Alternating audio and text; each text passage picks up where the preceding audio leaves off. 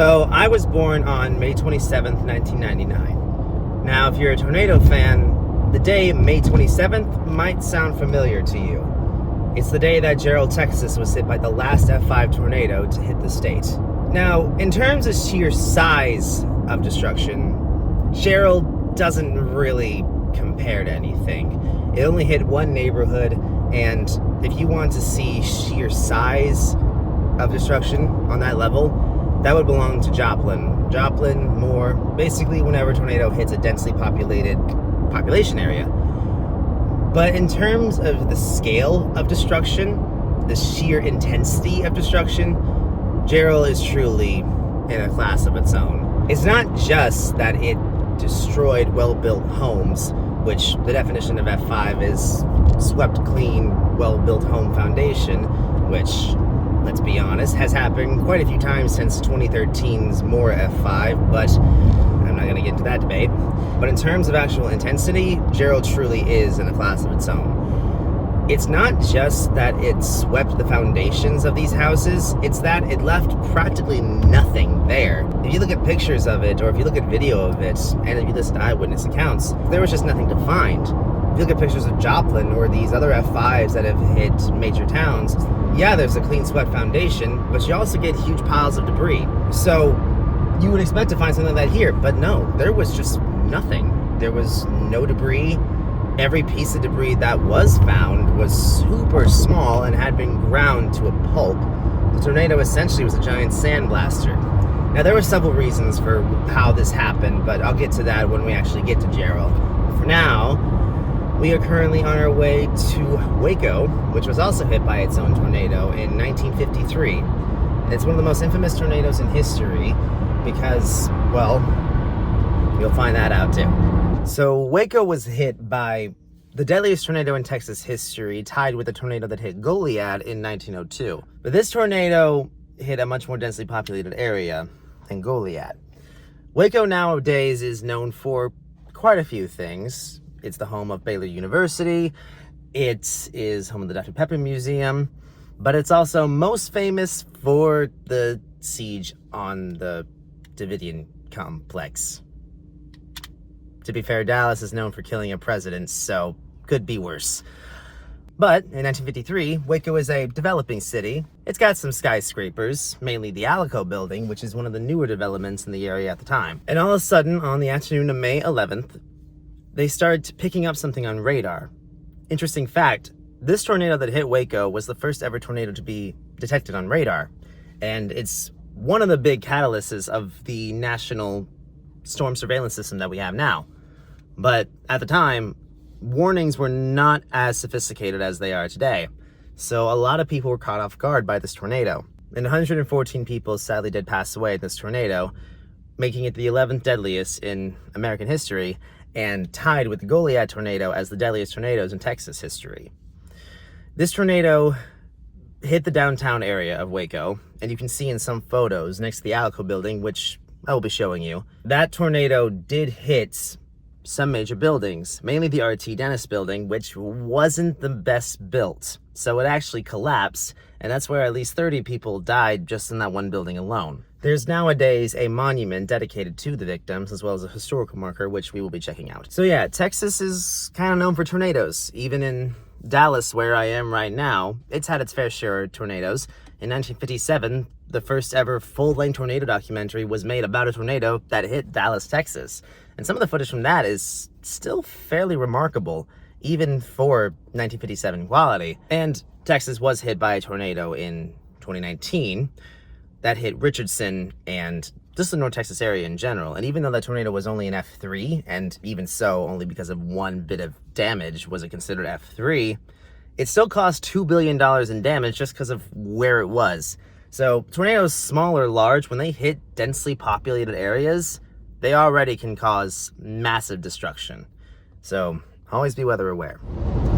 So we're going to check out a few places in downtown Waco.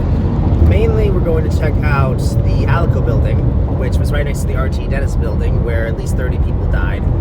And we're going to check out the Dr. Pepper Museum, where you can still see remnants of the tornado damage to this day. So a couple of things about the Waco tornado. Not only is it the deadliest in Texas history, as I said before, but it also was the first ever confirmed F5 tornado, as like the first tornado ever rated an F5. It was also the first tornado to be tracked on radar, and was a huge factor for the developing warning system that happened at the time. 1953 was a terrible year for tornadoes. There was the Worcester, Massachusetts tornado, which killed 94, and the Flint, Michigan tornado, which killed 116, which, you know, that's worse than even Waco. And it might sound like a surprise, you know, tornadoes happening in Massachusetts and Michigan, but nope, those happen. Tornadoes can happen anywhere.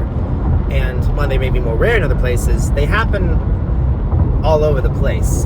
Now, the reasons why they happen in 3 specific areas of the country, they happen in Hoosier Alley, Dixie Alley, and where I am right now, Tornado Alley.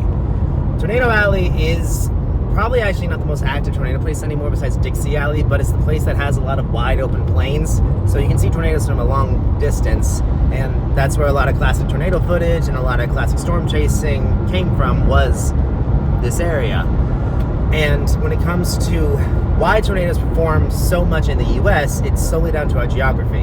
Now, we're still not entirely sure what causes tornadoes to form, but there's some factors. Mainly warm air, cold air combining in the atmosphere and creating instability. So what happens is we have warm air coming from the Gulf of Mexico, it's still that, and cold air coming from Canada. And they meet in the middle of the country, in between the Rocky Mountains and the Appalachian Mountains, so it's kind of compressed into here. Other similar places with geography like this is the northern area of Italy. Bangladesh also has similar geography. Bangladesh gets really bad tornadoes. In fact, they had the worst tornado in history back in 1989. But when it comes to Texas, we are actually right at the end of Tornado Alley. And we've had tornadoes that happen all over the state. The Panhandle, Central Texas, West Texas. Apparently there was an F5 that hit Brownsville, which that one's kind of hard to find any information on, but apparently it's a thing. But Texas is, you know, known for a lot of big tornadoes, and Waco is definitely the most infamous in the state's history, at least in terms of sheer destruction and death.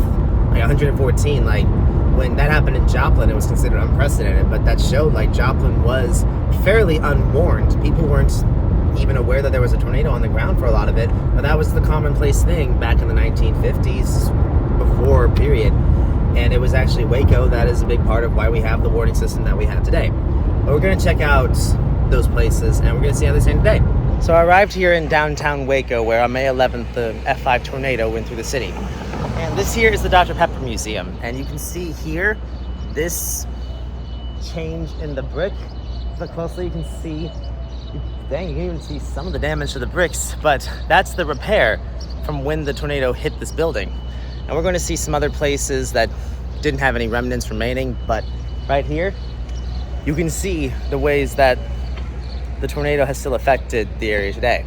So right here, this is the Alico building. It was constructed in 1911, and even though it took a direct hit from the tornado, it still managed to survive the hit, while the RT Dennis building nearby actually collapsed completely, and at least 30 people in there passed away, which is over a fourth of the amount of people who died in the Waco tornado. And even though the day was marred in tragedy, it was a day that was ultimately important in the development of the warning system we have today.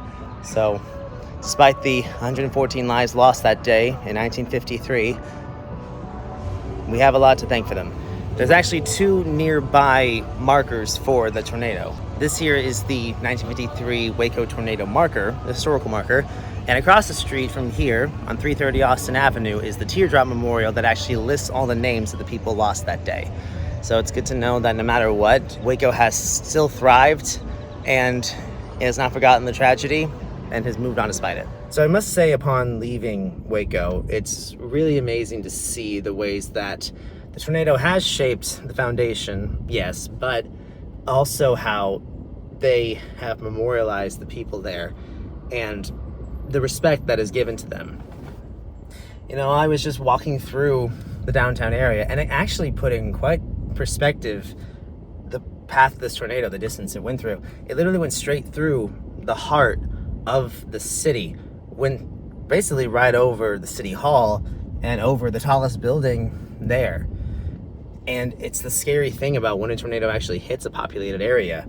You ever see tornado pass afterwards and they kind of miss the worst areas? It's kind of like what happened in Jarrell. If the tornado went on its path, it would have went straight through the center of the town.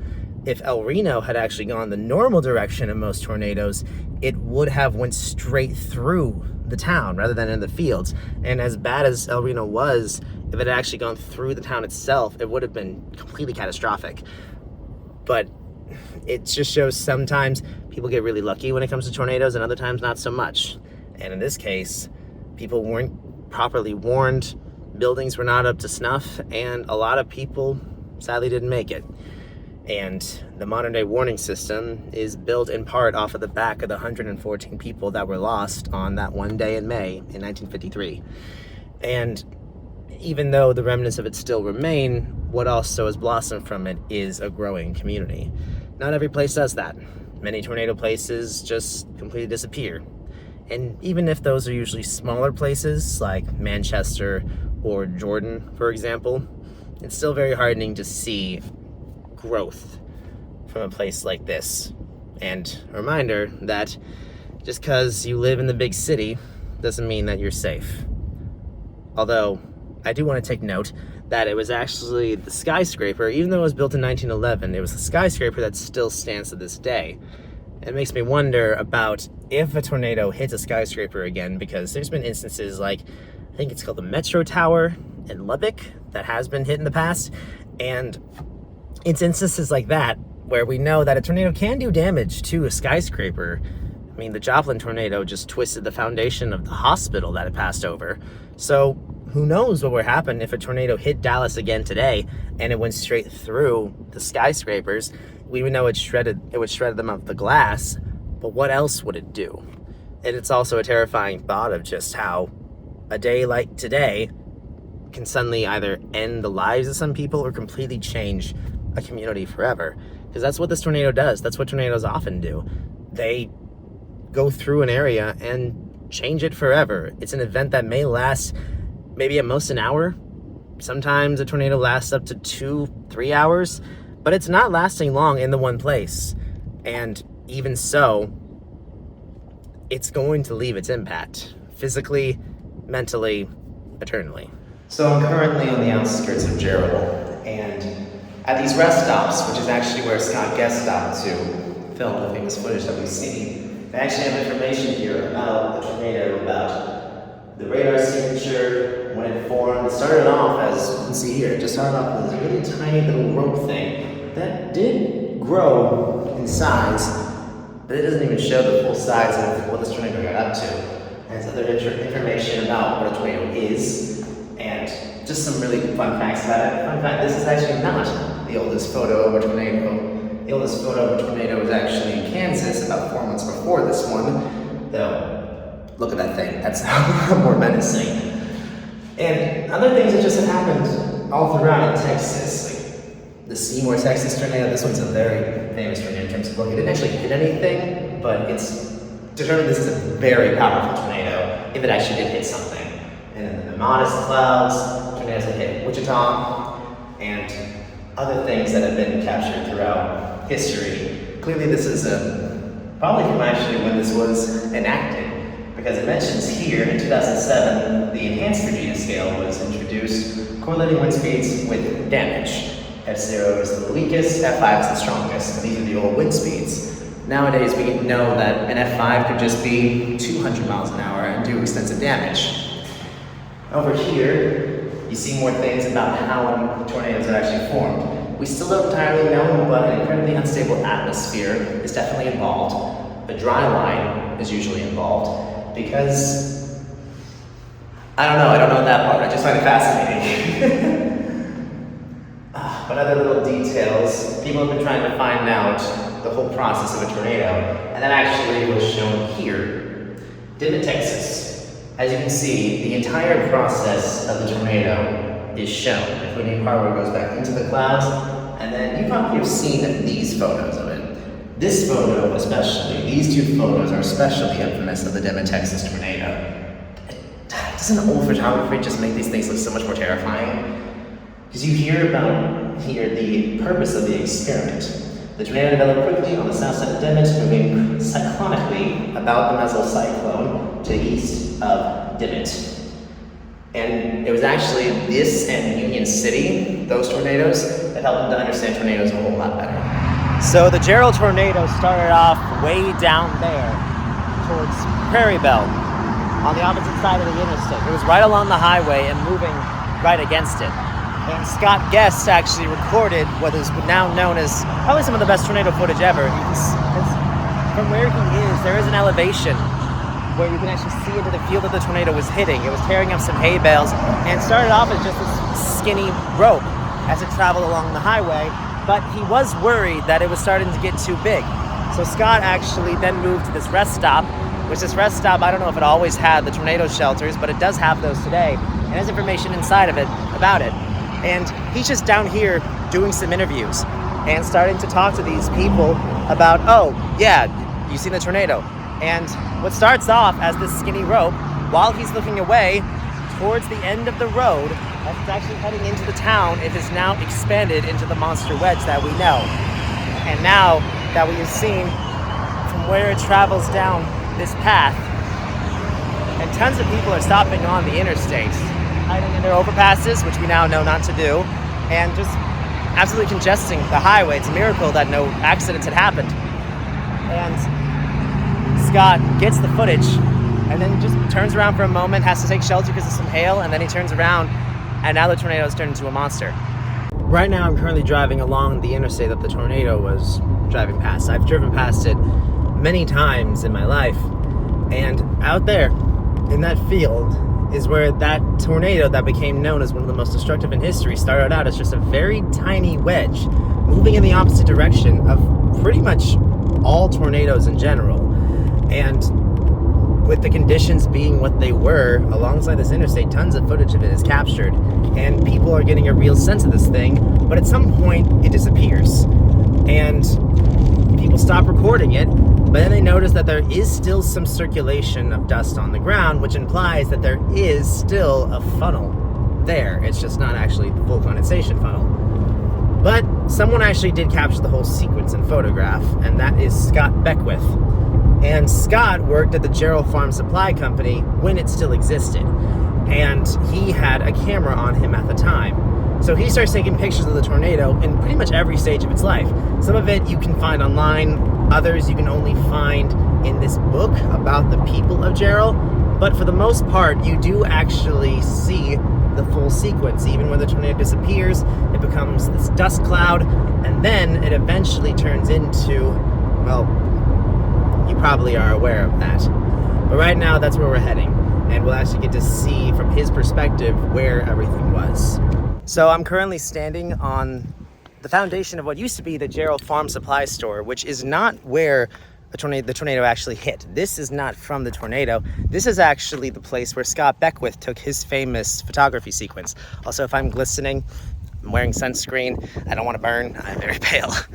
But right here on this incline, and I'll match it to the photos, but you could see out in this area, this is where Scott Beckwith was standing when the tornado was heading towards him. It started off right by that radio tower, very, very slight rope, and it's just slowly moving this way.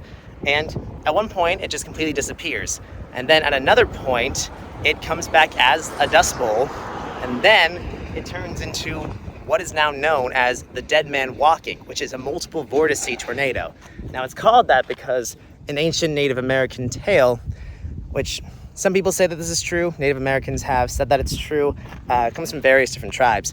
But what they have said was, if you see the dead man walking in a tornado, it means that you are about to die. What does that mean? Well, it's a strong tornado if it's a multiple vortice tornado. And if you see this image, it literally looks like the Grim Reaper. It has like the extra 2 legs, it has a scythe, and it's literally just walking into the town of Jarrell. Now it actually misses the main town of Jarrell, which is over in that direction, but what it does not miss is the Double Creek Estates, which is over in this direction. The tornado slowly made its turn away from where Scott was, crossed the road in front of him, and went right there into the estate. Now, just standing here, it's just such a crazy difference. I mean, you've seen the photos, and it's all just field in this area. And now there's homes there. There's a whole community now over here of very densely packed homes. And just knowing what happened here 28 years ago, if the tornado had done its path as before, that neighborhood would be right where it was. And knowing the damage it did to Double Creek, I can't imagine what would have happened there. But it is very showing just how much Jarrell has grown. We saw the storm shelters that are now at the rest stops. I don't know how long that's been there, but it does have a plaque about Jarrell, so it's possible that it was made afterwards. There's even storm shelters in different areas. So the storm has shaped a lot of Jarrell. Now, I will say that I think a lot of places should have these precautions beforehand, but at the same time, the ones that I've seen, I don't actually know what good it would have done. There's a lot of hard rock in this area, which prevents a lot of people from building basements, except for one family, but we'll talk about that when we get to Double Creek. Also, I do want to say a quick shout out to Swegel Studios, or Jake Swegel. He did an amazing job researching this tornado, and I'm actually getting a lot of this information from him and his research. So a huge shout out to him, because without him, I wouldn't know a lot of the information here. I mean, I could have found it, but he made it a lot more convenient. So definitely check out Swegel Studios. He's probably one of the best weather documentation channels ever. So definitely give him a shout out. And now that we've seen here at the site of one of probably not the most famous tornado photo in history, now we actually have to make the final step at the place that made this tornado so infamous. So we've made it. Double Creek Estates. Now fully reformed. I'd say it's even bigger than it was before. It's interesting, it's pocketed with so many different things that are called driveways to nowhere. I'll post some pictures that I took of those. But what those are is because of how difficult it is to remove an asphalt driveway that's connected to the road. If the tornado destroyed the house that it led to, but the house is gone and the foundation can be removed, but the asphalt itself, it's hard to break and get it in line with the road. Either it will not lead to anything, or in a lot of these cases have actually been refurbished to little parking areas or connected to gravel driveways or things of that various nature. It's just so crazy to think that 28 years ago, this was completely flattened. Not even any debris. If you look at, say, Joplin, for example, there's a lot of piles of debris, but even though there's like slab foundations, there's a lot of piles of debris. Here, there's nothing. If you were above ground, if anything was above ground, it was eviscerated. So I don't know if some of the storm shelters I've seen that are all above ground, if they even would have withstood this tornado, which is the ironic thing because they were made in reaction to the tornado. One family actually did survive with no injury. There's been some who were injured, but one family did manage to survive no injury, and that's the Gonzalez family, because in 1989, there was a tornado that hit Jarrell, and he wanted to protect his family from the future, so he spent his own money and his own time to build a storm shelter, and because of that, he actually managed to save his family and a neighboring family who both sheltered in his underground shelter at the time. Another interesting thing about this tornado is usually destructive tornadoes like the one in Waco, they killed 114, but it also injured 600. The Joplin tornado killed 158 and injured thousands. Jarrell killed 27 and injured 12. That's almost unprecedented. Usually tornadoes, mostly, in fact, only tornadoes always injure more than they kill, but not here. So it really went to show if you were in this path, you had a very low chance of survival if you were above ground especially. And looking at this, and I look at the new areas developing in Jarrell, it's very heartening to see how much it's come back and how much it has grown. In some ways, it is kind of sad to see the new developments that are here. There's one house all the way at the end that's basically a new mansion, and it's completely anachronistic with the rest of the area. And as much as it's heartening to see Jarrell rebuild and grow, it feels like it's losing its identity, its community, in a sense. Just seeing any neighborhood that's been hit by a tornado, it's heartening to see that it has come back. And that there's one more thing that's actually a new addition to Jarrell. and that's the memorial park in dedication of people who lost their lives. So I finished my journey of recounting the Jarrell tornado at the new memorial park, made in honor of the victims of not only the May 27th tornado of 1997, but also the May 17th tornado of 1989, which did actually kill somebody. The tornado that killed someone actually ended up saving several lives in 1997. And I want to point out something about this memorial. Look at the names. These 5 are the Ego family. These 4, the Mellring family. These 3, Carmona family. These 3, Ruiz family. These 3, the Smith family. These 2, mother and son. It's not just that Jarrell was so destructive, it's that it practically left no survivors in its path. Entire households gone. Entire families gone. That is rare. Usually, when it comes to tornadoes and how destructive they can be, they rarely kill an entire family. This one killed 5.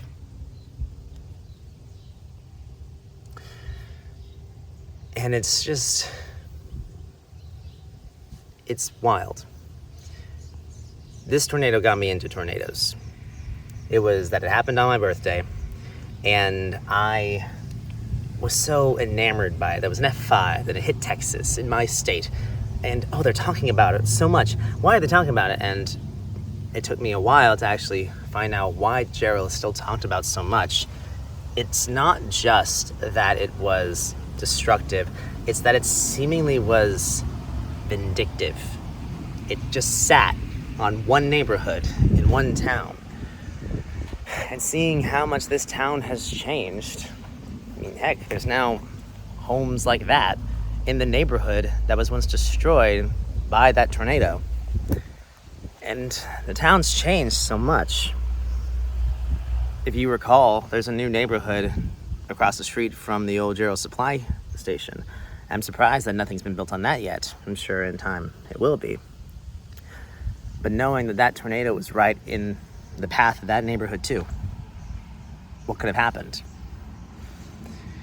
And the people who survived were the people who did what you're not supposed to. And the people who survived were the people who were below ground, which yes, you are supposed to do, but the only other family to come out unscathed, like no injuries, no deaths, actually left the house to try and outrun the tornado. But you're supposed to stay in the house, but they actually lived. And while it's still generally advised you stay in your house and protect yourself inside your shelter, this tornado kind of showed that it's not always a guarantee. There's only so much you can do. Even below ground, there's only so much you can do.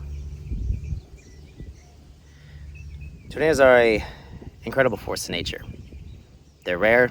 They can pop up out of nowhere. This one wasn't even supposed to happen. The conditions didn't seem correct. There was little to no wind shear. It didn't seem like it was going to happen, but there was a strong dry line, and it managed to form supercells in the blink of an eye. You can watch the radar. The moment the dry line hits, it just boom, the supercells form. And the tornadoes start to form one by one. You never know when it could be your last moment. You could be enjoying a beautiful day in May like this one, and then a bizarre weather phenomena can take your life.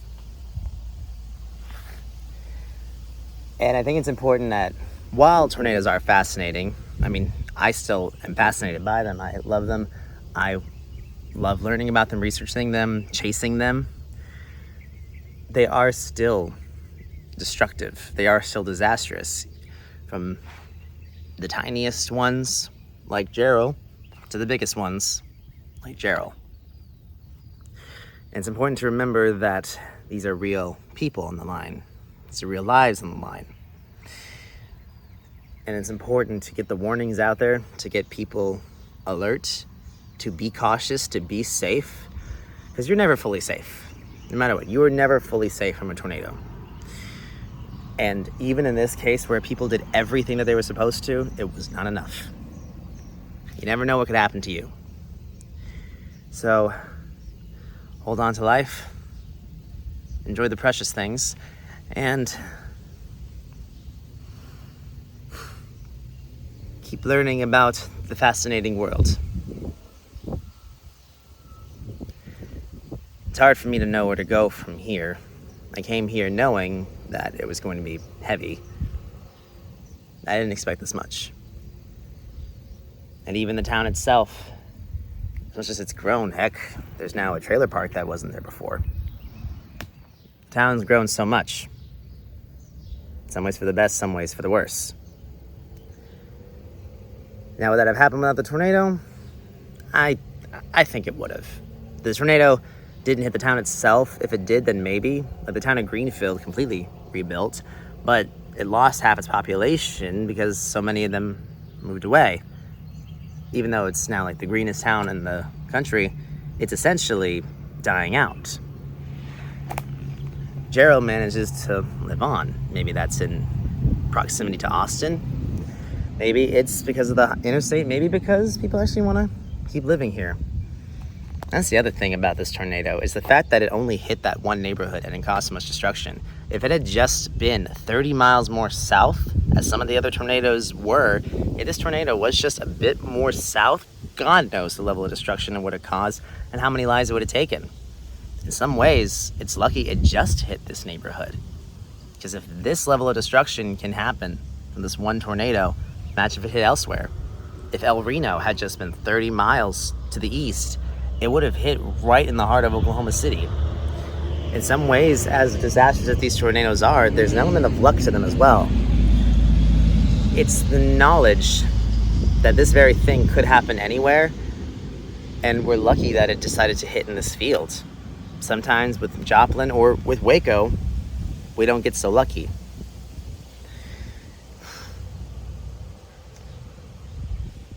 And there's always going to be more tornadoes on the horizon. They seem to be happening more and more frequently. And now we have damages to our warning system, which are making it more and more difficult to predict these things and get people into safety. How many of those deaths can be prevented? It's hard to say, but deaths are preventable. Even in the case of Jarrell, the people living that were underground were the ones that lived. There's always something that we can do to take those extra steps. And now, granted, with how rare tornadoes are, should it be the focus? It depends. But in areas where they're known to be a risk, where people are always in danger, the precautions I would deem are necessary. And in this case, whatever can be taken to prevent more and more of these memorial parks from having to be built, that can only be the right decision. Thanks for following my journey into Central Texas, exploring the Waco and Jarrell tornadoes. And I hope that you continue to find these things as fascinating as I do, and that we continue to look into them, find the research, and we can have a day where these things, as destructive as they can really be a beautiful spectacle and not something that can end an entire family. Stay safe and stay weather aware.